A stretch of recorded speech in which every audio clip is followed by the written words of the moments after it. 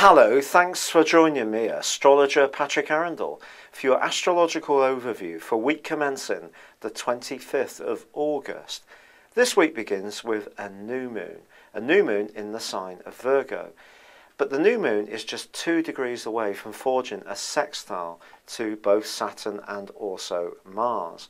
So it's going to help you to get more organised this week, if you put your mind to it, and can have quite a lot of willpower and drive to achieve key targets. There is, however, quite an influence this week from Venus, and Venus squares up to both Mars and Saturn throughout this week. Now, if we think that Venus is the planet of romantic love and Mars is the planet of raunchy love, when they're at a right angle, harmony can be at a minimum. So we need to be aware, especially with Saturn oppressing Mars as well, that some frustration can be created in all sorts of relationships if people get the wrong end of one another's meaning. There are misunderstandings or confusion, and that confusion can be further increased by the fact that the Sun is going to be opposed by dreamy Neptune from Tuesday through to the end of the week. Now, when the Sun goes face to face with Neptune, the outcome from that, quite honestly, can be a sort of lack of will.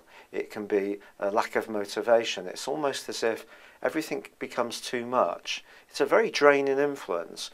So you need to be aware that the influences can come in from other people. And because of this, just be conscious of the people who are doubters or knockers, or tend to have issues that they want to share with you that drain your desire to make progress and to be go-getting. However, I do feel that Mars conjunct with Saturn can be a very positive influence as well as a more challenging one.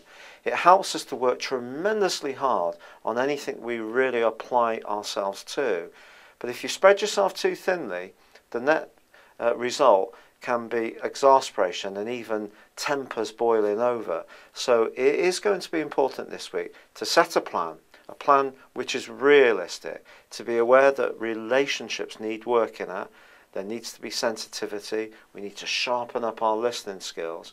But if we have that plan, it's realistic, and we focus on it and don't deviate from it, we can overcome the rather enervating, confusing and draining influence that Neptune opposite the Virgo Sun can create. And of course, the Virgo new moon is all about being virtuous. So anything to do with eating better, living better, or being more efficient and productive in the way we go about our work or our lives can be welcomed. It's been a real pleasure being with you. Thank you for joining me. Good luck and goodbye for now.